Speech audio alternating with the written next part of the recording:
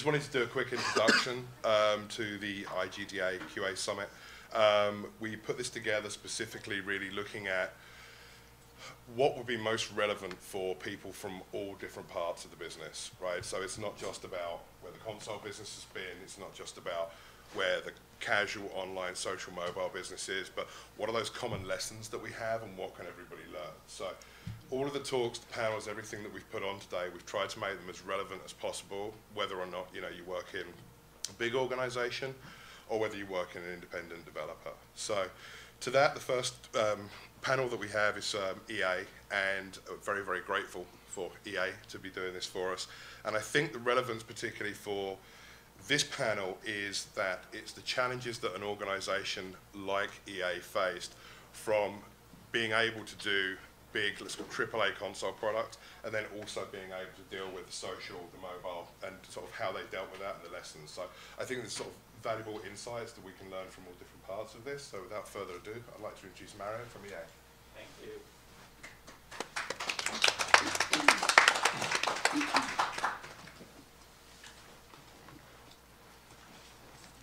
Thank you, Ben. It's really nice to be here.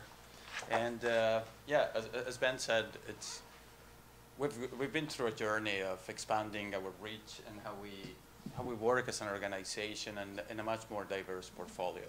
And here we have representatives of that have been helping us, I guess, shepherd the journey through our organization.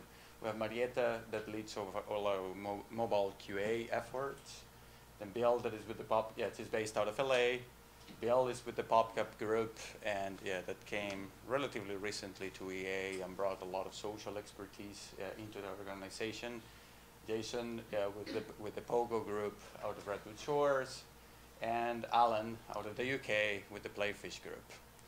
And I think considering that we have a relatively small group, then as I go through some questions that I believe are fairly relevant and that address how we're living in this new paradigm, if you would. If you guys have questions, then I think it's okay to just interrupt, and then we can take it as it goes.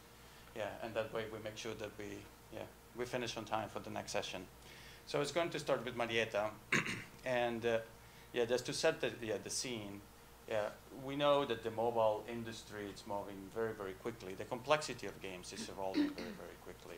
Within EA, we're also focusing our efforts more on how to get bigger, more impactful, more compelling experiences in mobile space. So in that context, what is the typical test cycle for a mobile game in our company?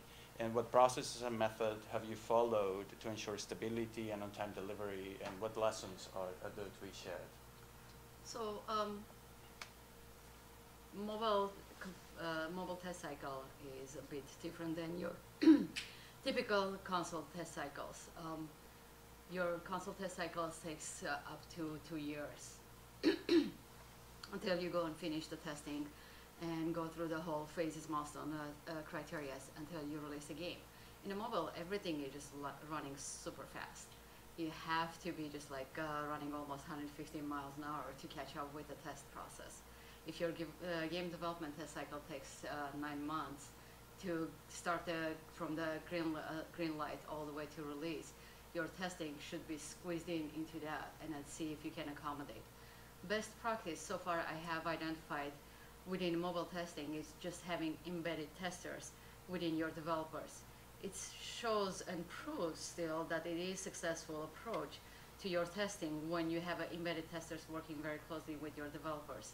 If they're sitting next to them and doing your unit test, and then by the time your code is getting closer to your alpha, it's kind of stable and it has like more chances to be successful until your release. There are things that we're still learning in the mobile market. Mobile market is very new and it's evolving and it's changing. As you know, it's going from the premium to the freemium, and then understanding what the expectations is from the freemium, how you need to test it, because it has like frequent updates and everything that needs to happen within titles. So it's not like one size fits all approach. You have to make sure every single submission has been thoroughly investigated, what exactly strategy is going to work out perfectly for your submission before you go to the next title. You can't say like, okay, this is a porting title, and then you're going to adopt same test cycle that you had initially your initial release. So you have to modify with every single submission, with every single SKU that you have for each title.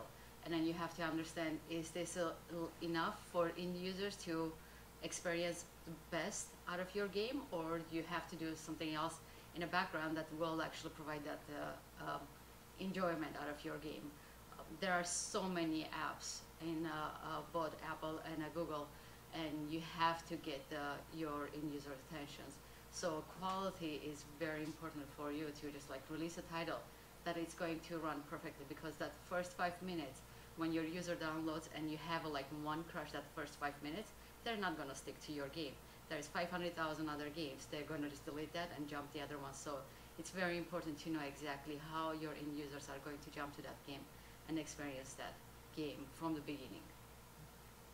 Thank you. And you set up quite well, I think, for an area that I see that it's critically important, and it's the connection that we're trying to build with our consumers, to get to know them better, to understand better what they want, what their needs are, what their preferences are. And on that note, then I'd like to ask Bill, or pretty much, Bill, Jason, and Alan, that they all work on social games from the different angles within our company. How have you guys approached introducing telemetry into the games? What metrics do you guys look at? What do you use to guide your decision making in order to help the game teams improve quality and ensure that when we release a game, it's a game that is going to satisfy our consumers, or that if we fail to do so, then how do we react to it and correct or in an appropriate manner? Well, I'd just like to piggyback on your last comment that I think that the mobile is a particularly interesting double-edged sword, in that you have a very limited release time, but you also have an extremely picky audience that it has to be right. You do not get a second chance on mobile. Mm-hmm. So there's that. As far as the roles that telemetry plays in our test process, and telemetry and metrics and so forth, internally we don't use a whole lot of testing. We don't produce a whole lot of test metrics. But for instance, on a social game, once our game is live, the analytics and the metrics that we get back determine, in my opinion, probably too many decisions both in the game, and that also affects testing very much. It's the sort of feedback that you get in raw numbers that will tell you your virality is not great, your DARPU is not that great, your revenue is not doing too well. Mm-hmm. But at the same time, it's the sort of feedback that we as test, and even as designers and producers and so forth, it doesn't give you anything direct. In other words, it doesn't say, I don't like the color of your cup of your coffee. Okay, well I can do that. Yeah, I can change that. But when you just say sales aren't going so great, like that doesn't provide a whole lot of direction.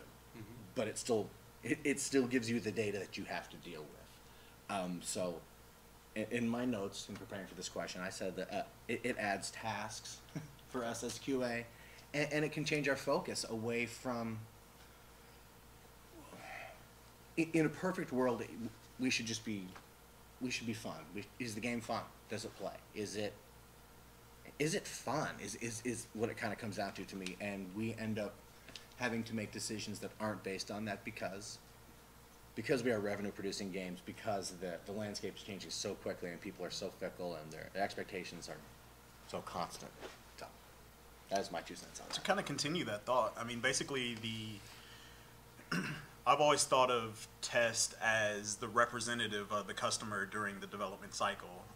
You have people from product who are worried about how this product is going to be perceived by exec more so than how it's going to be perceived by the audience it serves. So I feel that, test's responsibility is to really keep in mindset, well, as I'm executing tests, whether, automated or manual, how does the user feel about this experience? And granted, there's a user experience team that's supposed to be dedicated to that as well.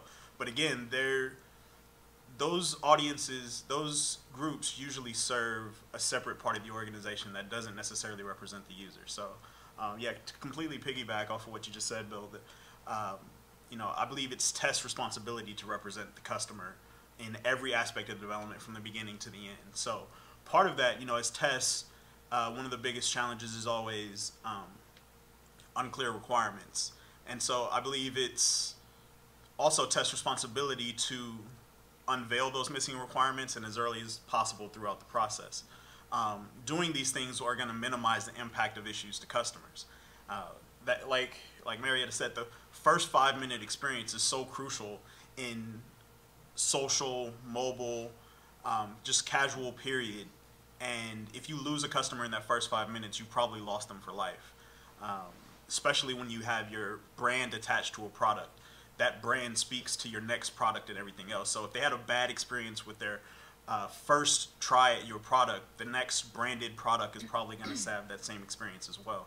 One of the things we do within Pogo is that we have this group that started from, again, since I consider testing advocate for the customer, we started this customer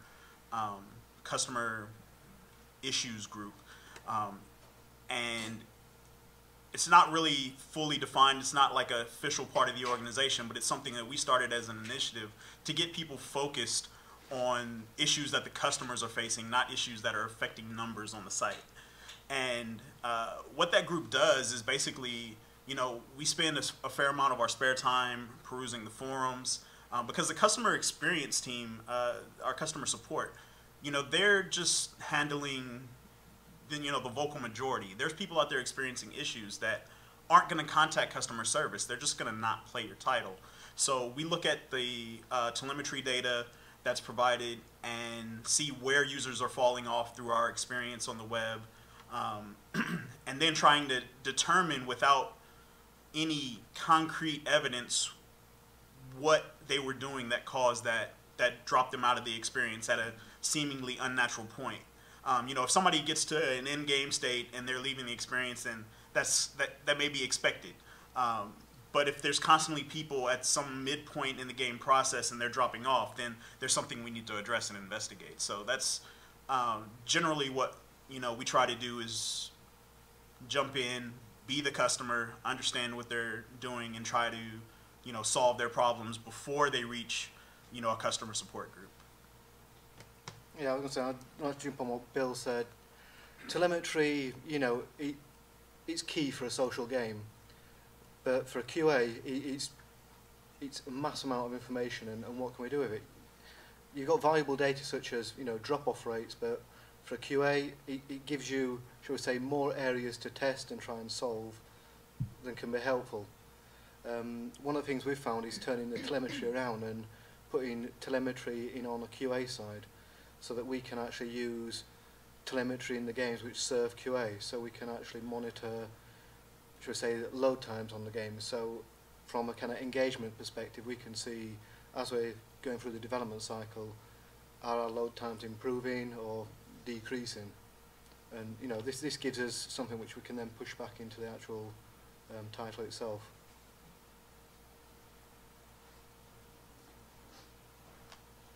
And I'd like to wrap the topic up with Marietta. You guys have an interesting experience helping monitor and support the live operation on mobile, which I think there's some interesting things that can be learned from that space. So can you walk us a little bit through the journey and what has been learned? So mobile is just, it's understanding your customers, what their need and how they're using your application. That's the most important thing. In my opinion, your main QA team is your customers. If you can tap into that customers, to your end users, and get information from them, and understand what how they're using your application, that's your first QA house. And then you go and utilize your QA teams for the similar purposes, to investigate and to dive deeper into the QA practices. When I started in EA beginning of December, we were planning at that time to go to the holiday season. Everybody was thinking like how we can just like have that first line to contact customer, to understand what customers are experiencing and taking care of that right away. So it was very important. It was very important for us to have a that like instantaneous respond. It's either on the server side or on a game side when we are seeing issues, either on an app store or anywhere in the forums, something wrong with the game, we know about this because we didn't have a good way of capturing information on our server side So this was like a good way to understand, and also like monitoring rating, because if you know, people are really, really outspoken when it comes to your game, especially when there's something wrong with the game. When it's good, you'll hear like probably 30% of the feedback. When something wrong with the game, I can tell you that 80+% will go to that forum and post something about your game right away. So what's a better way to utilize it than going to your app store and checking the ratings and checking the feedbacks and find out what's going on with your game? If something that they're experiencing and you're not seeing on your end, it was easy to just understand that and start taking care of that from your end. So beginning of a holiday season, started creating live monitoring team that was just providing 24/7 kind of support to all of our titles. It was very interesting experience, and then suddenly like holiday season is ended, and every single mobile site executives approach saying like, we need this to implement as a permanent service, because this helped us to just like go through this holiday season without any glitches. This was the best experience that we noticed. How we can incorporate this as a main practice in our test cycles. After the title goes out, we want to make sure like we have that monitoring team sitting over there and providing us feedback. It served us pretty well, having that group over there. It's 24-hour service that we just deployed between 3 different regions that gives us good coverage, and we monitor rating on a regular basis, both on Google Play and Apple Store. We monitor users' feedback. There are a lot of tools that can do this, so you don't have to do everything manually, so you can actually utilize some of the tools to take this information and provide that feedback to you. But also there are some other things that you can't automate everything, so you have to bring this back from manual test cycles. So we do have list of things that we ask our testers to go and monitor it on each title. Not every single title gets the maximum out of the live monitoring, but based on the revenues and the different requirements, we identify titles that we have to monitor as a tier 1, and then just like the rest is getting like minimum minimum visibility from live monitoring team, and we take care of that. So this is another way of introducing your telemetry, utilizing your end users as your main QA, and some of the experiences that we are learning from those app stores, from the end users, we started integrating this in the early development cycles of titles. So if they are doing something specifically that is consistently happening in most of the games, then we know this is going to be one of the test cases for our test cycles. So it helped us a lot. Thank you. And it also underlined for Electronic Arts the complexity of the systems that we're using to build our games upon. The more we add components, the more we have different groups working across different schedules, territories, geographies, dealing with, trying to align to come up with that final product at the end. So on that topic, I'd like us to discuss that a bit more. I'm going to take it back to Alan. And Alan, you've had a fairly large experience outside gaming before you came into gaming for large, complex projects.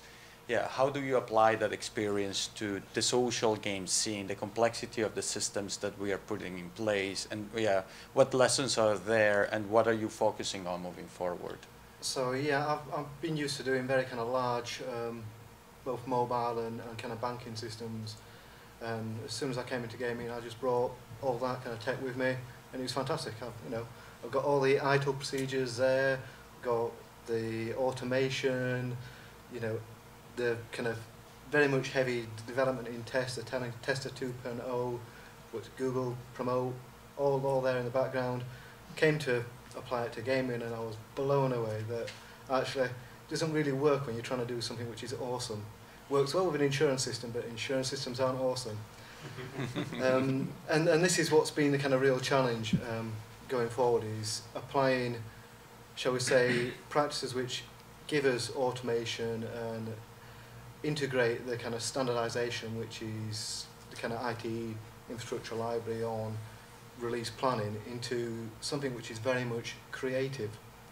And you've got to balance that creativeness into it, and it's basically building in allowance onto kind of standardized procedures out there to allow for slippage here, understand that it is humans developing software here, and you want something which is going to engage with people. It's not like you know, a web app, I can release a web app and it's fine, I can tweak it afterwards. The engagement on a social game and a mobile game has to be there right at day one. If not, you've just lost that audience. So, key for me. That's absolutely true. And when we apply technology to add on that process and to deal with the next topic that I'm going to ask Jason and Bill to comment on, which is the complexity of having to move fairly quickly and having to deal with releases on a fairly short time frame with a reduced ability than what we were used to react to things, to plan for things. Then we're trying to find that balance in between how much can we use technology to assist us, how much do we need to use people to really to review things, but at the same time deal with it's a live service. We have a customer base out there that are used to a certain level of service that we need to be very careful when we make changes on the experience that they are having and ensure that it's as positive as possible. So I'm going to start probably with Jason. I know that in Pogo, Pogo has had a fairly loyal community for a long period of time. How do you guys deal with continuous development, multiple releases, and the regressions that is testing that is associated with putting those releases out there? Yeah, I mean, keyword out of what you said is regression. We are actively regressing anywhere between 3 to 8 environments at any point in time. It's a huge effort, and initially when we first started this, it was a Herculean manual effort because automation was mostly used outside of the game space at that point in time. But we've had to start finding ways to automate our regression testing because it's such a Herculean effort. You know, it's one thing when you're launching out onto a social graph and you've got your game that you're going to put out and you have to figure out how you're going to regress it every time you make updates to it and everything. And we have that too, but Pogo itself is it's a website that has over 100 games. And so how do you regress over 100 games every 2 weeks on 3 to 8 environments? Like, that's a challenge. That's something that you have to think of, and you have to look at what the roadmap is showing and seeing how the future is going to change that even more. So, okay, how many more games are we going to put out? Is our current plan going to sufficiently be able to cater to that, you know, additional effort that's going to be added on? Is our plan scalable in a sense, basically? And sometimes the answer was no. I mean, our system wasn't scalable, and we had to figure out ways to fit that scale into our process. So our automation has become a lot smarter and more intelligent, and we've had to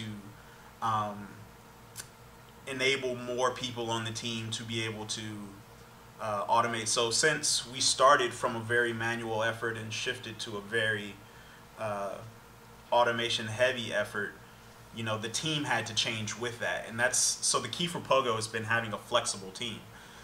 Because not only did we go through a process of needing less manual effort and more automated effort, we also went through a transition of many different technologies along those lines. So the Pogo website, from the outside looking in, it seems to be this very simple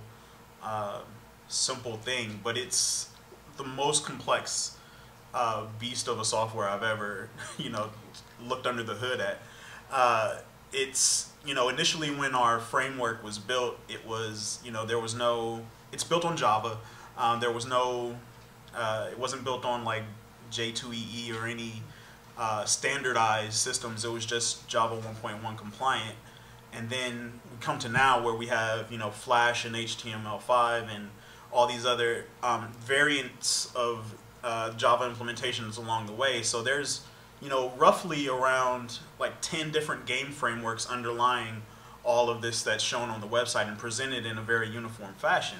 So we've had to, you know, not only have our team able to make the transition from manual to automated, but also make their transition to, each person has to understand the nuances of, okay, there's 10 frameworks, which framework is this game on? This game's having issues. Okay, if we fix this issue, what other games could that affect? And we make sure that we regress those things in a proper way. So it's a daunting task, and I'm very proud of the team that they've been able to be successful at the level they've been with that task. And it'll continue to grow in effort, and hopefully we get some help from the business to minimize the drastic, deviations in the platform, the underlying platform, so that we can move to something more unified. But that's a completely different discussion for a completely different audience. I was going to say, to add on to that, I'd say technology is your friend there as well, because doing a compatibility testing, you can be looking at 32 plus different environment combinations. If you're using the cloud, you're instantiating those within minutes. So it takes what used to be, days and weeks of testing into, an hour. It's all done. The cloud does help a lot. Yeah, and it's really the complexity of that continuous service and an experience, rather than the stop or the one-shot deal, if you would, that was the model that we were operating before. So taking that to PopCap, Bill, like how's been that experience of multiple continuous releases? Do you have any tools or specific words of wisdom to share on that space? Well, thank goodness my life is considerably simpler than yours in that way. Only because I work on one social game on Facebook, so my scope is much smaller than that. The release schedule is challenging. We do a pseudo agile methodology, so we have 2-week sprints, with releases every 2 weeks, but frequently they get delayed, or we have to do hot fixes because of what you're saying, because of the needs, be it you can't purchase things, something's not working, or just a quick hot fix to help things out. So we are actually in the state right now that you described earlier. We have 3 social games working right now, and we don't have any sort of unified methodology or testing tools across those platforms. They're separate teams that have all learned from the lessons of the earlier ones. So I happen to be on the 3rd team, so it's great. We for instance, we are on the cloud. We have great QA tools that we get to use.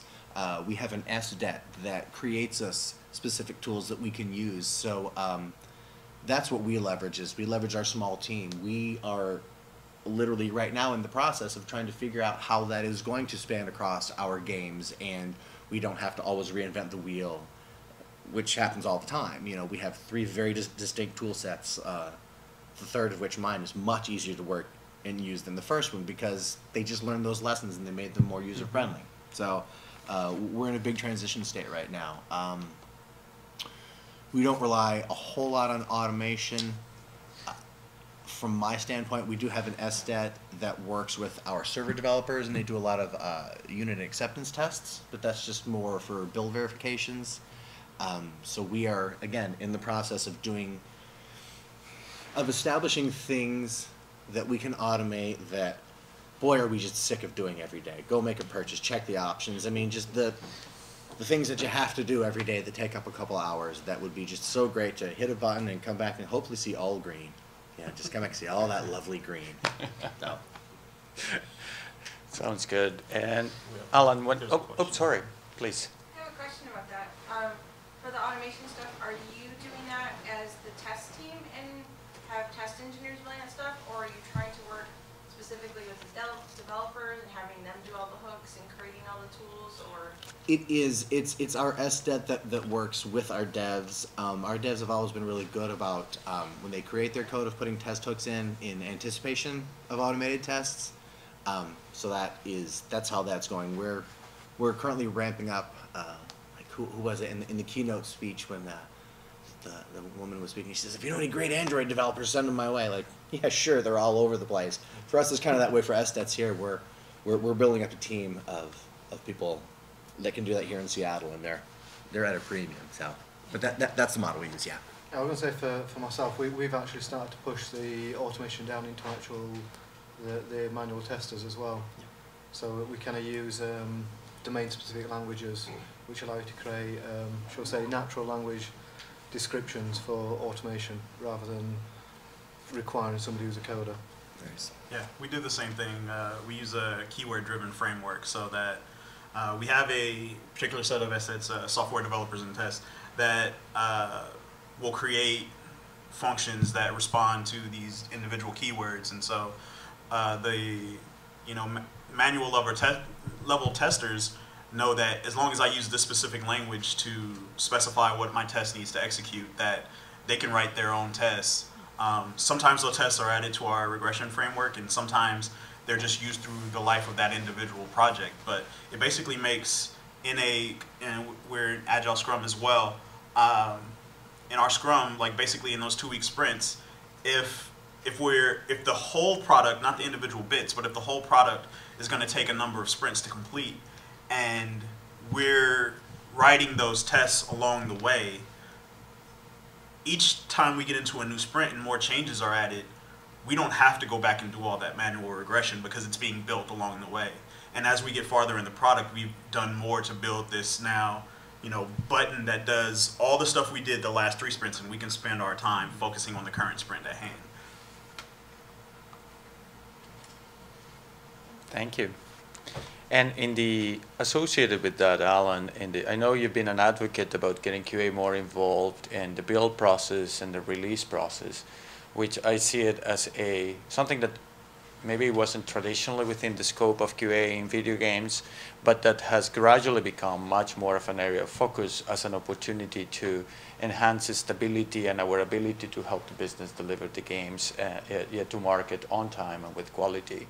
Can you expand a bit about that and your perspective of where we're heading with your organization working in the release process? Yes, I'm a kind of big evangelist of the kind of continuous integration, continuous delivery models.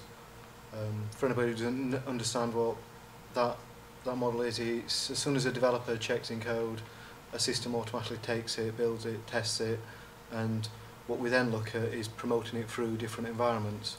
And this is where QA kind of really step in.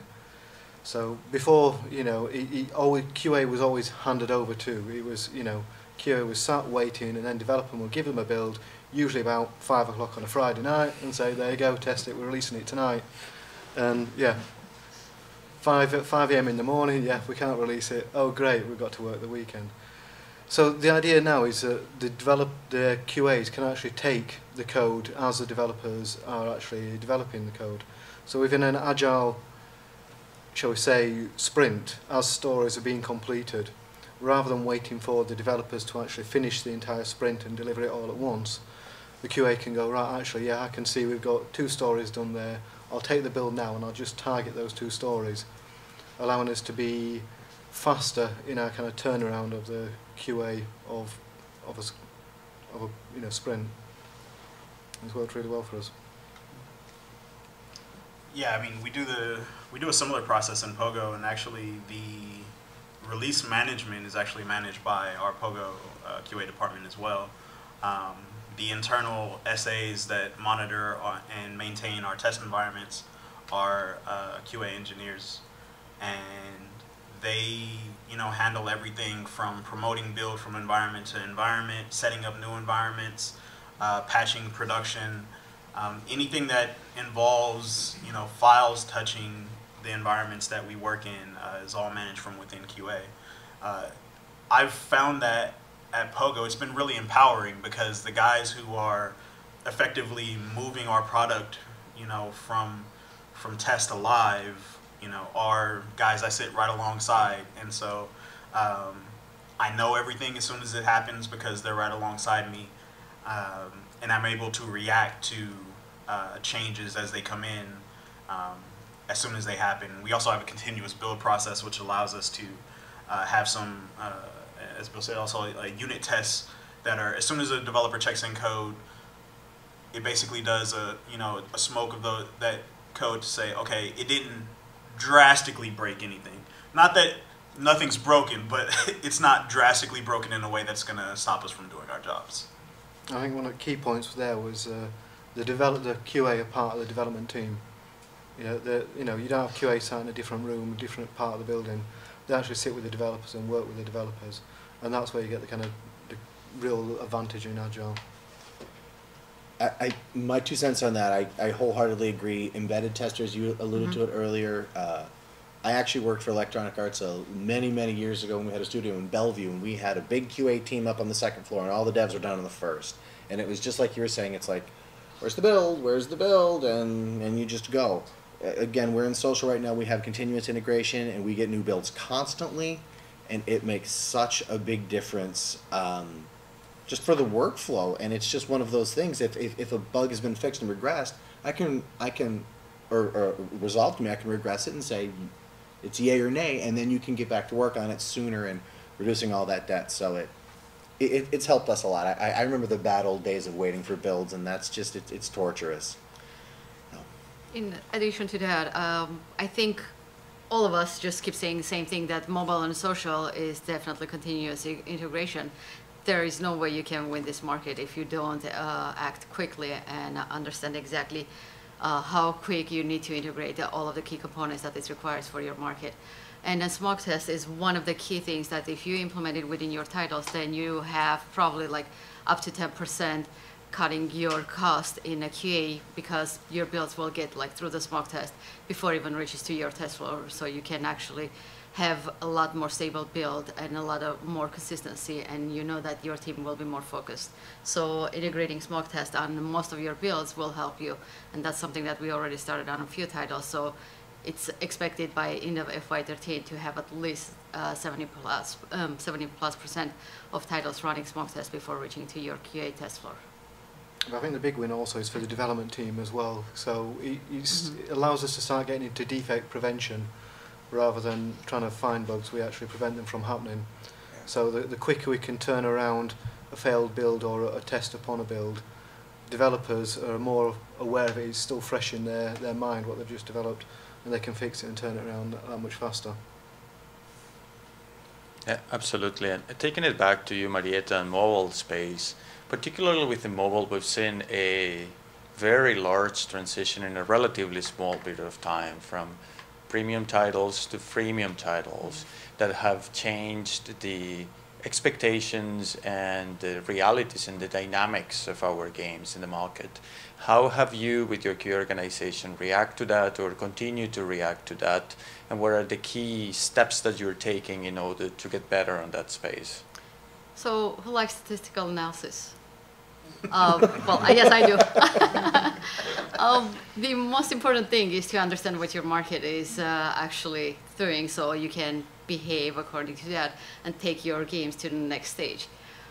Currently, if you look at the market and what it's been downloaded within 2011-2012, 96% of apps that it's been downloaded, not only games, just apps in general, it's been freemium apps. If your consumers are downloading 96% freemium apps, where should I be? Of course, in a freemium market. That's already analytical data that it's going to help me to drive what is going to be my roadmap for FY13 and FY14.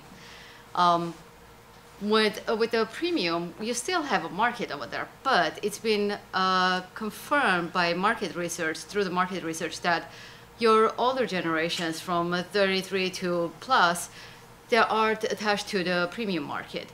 Anyone below that, they are more attached to the freemium. Why? Because your younger generation, they have a like smaller budget compared to the 35 and older. So for first time downloading something that it's gonna cost you $10 and then later on they're not going to like it, probably for a 35 plus person, it's like a little bit questionable, but it's like they're not gonna second guess it and download it. But anyone 35 and below, they don't have that big, huge budget sitting around. And for them, it's going to be, okay, let me download this. If I like it, then it's 99 cents for any additional goods that I need to download to progress in the game. So it's easy kind of for them to make that kind of decisions. And it's easy also for parents to just like download something for their kids that it's free, see if their kid's going to like it, and they can additionally buy the content that they need to. There are still hardcore gamers who hate freemium market. It's proven that they're thinking like it's a disgrace to the games when you are talking about the freemium market. Freemium is introducing like small concept, it's showing you a little bit, and then just like they're throwing the ads or they're throwing another additional process that they're just preventing you to advance in your game, so you have to spend money, which is something that it's for hardcore gamers. it's not what they want and they want to experience.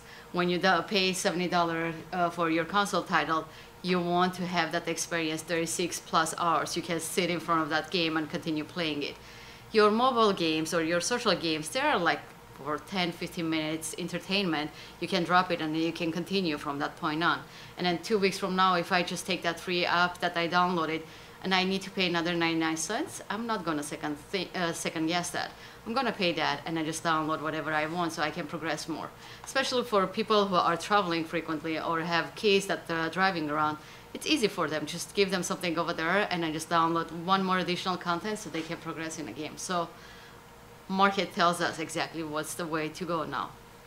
If ads are actually considered to be $7.1 billion within freemium apps by 2015, and it was only around $3 billion for 2012 and 11 combined, I am going to just jump in on that freemium bandwagon and try to work with the ads groups so I can add more content through the ads and provide it to my consumers so I can gain that revenue out of my titles. So there is a reason why we are just moving to a freemium market.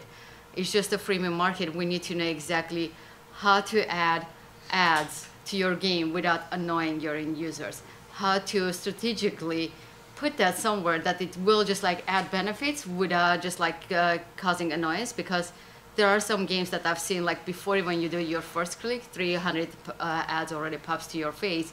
You just like you think like this is a wrong thing to do it. I need to remove this.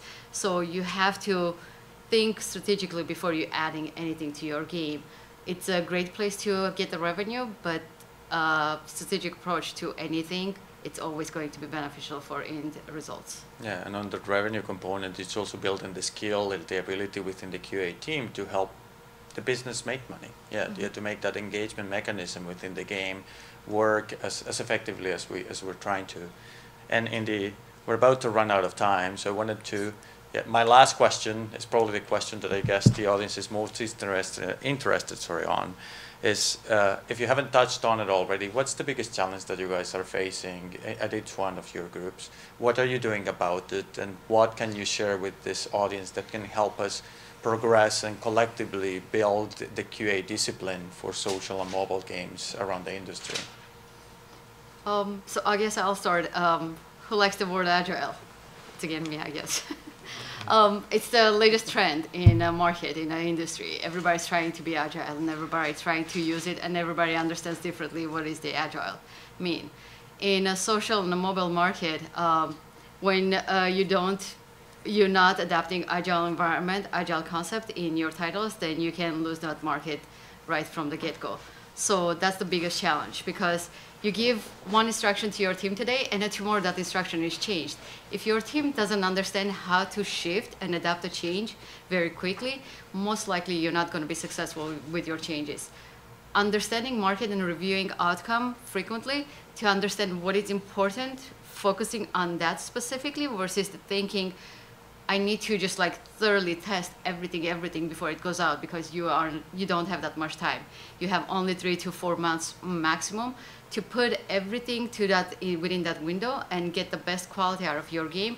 That could be stretched. So that's one of the biggest things, to understand how to modify your quality approach and strategies frequently in your titles is the best challenge probably I've seen being in a video game industry, only being like less than a year in a mobile. That's one of the biggest challenge. And the other thing is carrying your team to adapt those changes without confusion and without dropping a ball. That's another thing. A lot of things now cloud-based and a server-based in a mobile environment. If you don't have a good network engineers also supporting your titles, this is a big, huge kind of failure could be on your game. So you have to make sure like you emphasize that area as much as possible and introduce that in your teams.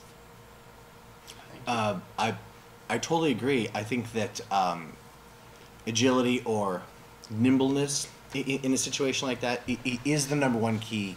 And furthermore, you sort of touched on it as well, that there are additional pressures in all of these games for every team member to contribute, not only to find all the bugs and make sure that it's a good game, but on small teams that have certain financial obligations to to allow yourself to play a more active role in that way. And I've found that that is actually a unique opportunity in QA now.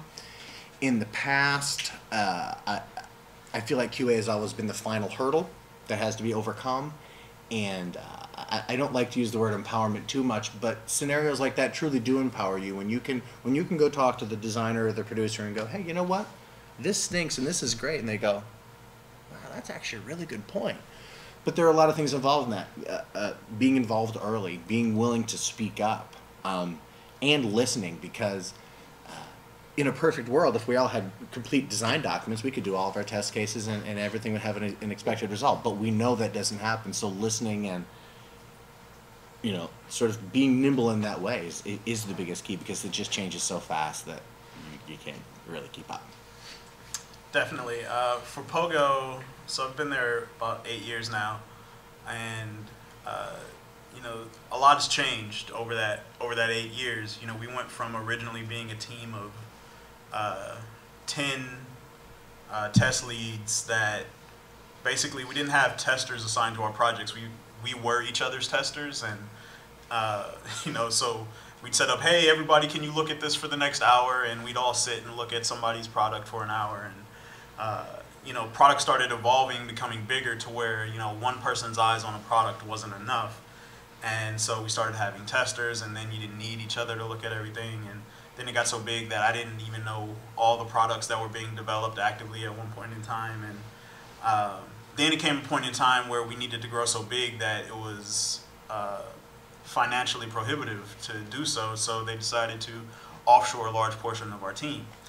And then later, continuing and assuming that we would move into a more agile development process. So, I initially thought that those two ideas are like diametrically divergent.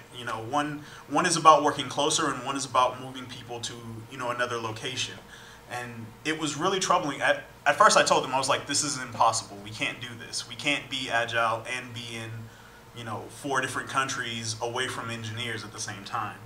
And so the biggest challenge was overcoming that hurdle, and I think we've done a great job at making sure that we align time zones in places where there's engineering requirements. So we do have an engineering team in Shanghai, and we have a QA team in Shanghai. We also have a QA team in Vietnam, contract QA team to support that team in Shanghai.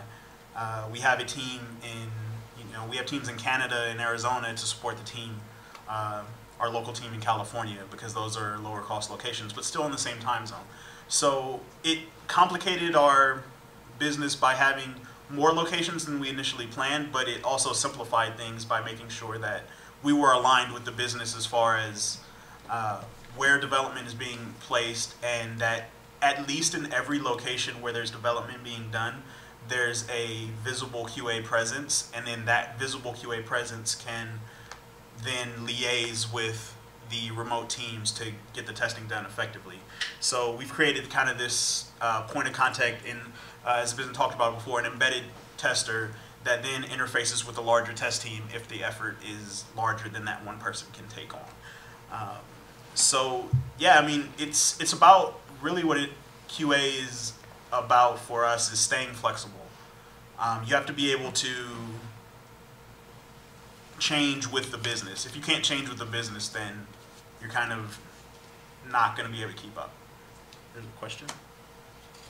Yes. With these live social games, has there been a challenge in capturing and reproducing bugs that are specific to syncing between the server and the browser? Or do you guys have tools in place to actually grab all that you need from the browser? That's interesting it's brought up. So recently in Pogo, it's a huge challenge for us. Every time there's a new browser version, every time there's a new Java version, every time there's a new Flash version, the world falls apart. So in order to combat that, what we did was we built it actually came from QA. We added all of this, because DXDiag isn't a solution for web-based things. Like sure, it's nice to know what OS they have, and I guess it could be useful to know what video processor they have, but what's really important to me is their browser, their plugins, the resolution. These are things that I need. And so we built tools into our error pages that would also grab this data and file it into our exception. So when an exception is filed into the system, it includes all this information that not only lets me know, hey, this user had a problem.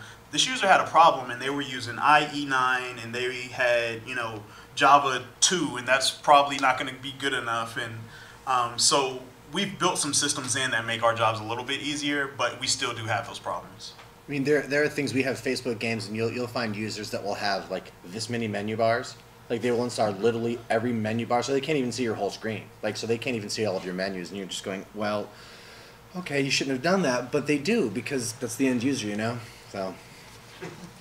I think also with Facebook games as well, you've got the whole part of a kind of social spaces. You can have people with so many different friends of different types, which will interact completely differently with your game and give a different experience depending on who you are. So yeah, you can get so much with tools, but you're always going to have the exception where you can't replicate it.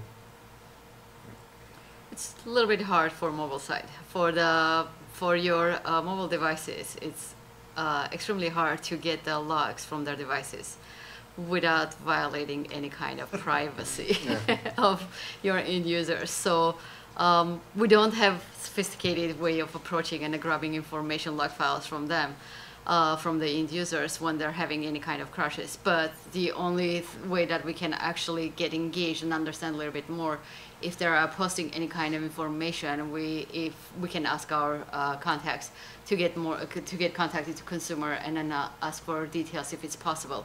A lot of time, those users then don't have that much information what they're running it, so it can be a little bit tricky for us, because if you are like avid gamer on a mobile, you download like any possible game that you can download, and a lot of these games will take most of your memory. So your game, everything will be running in a behind. Unlike PCs, you don't see how many windows you have open. So a lot of them, they won't even understand like how many are running in the background. So at the end of the day, it's really hard for the mobile to troubleshoot the issues or crashes and understand if it's a device specific, if it's resolution specific, or it's just a number of applications that you have on your device that is not working together.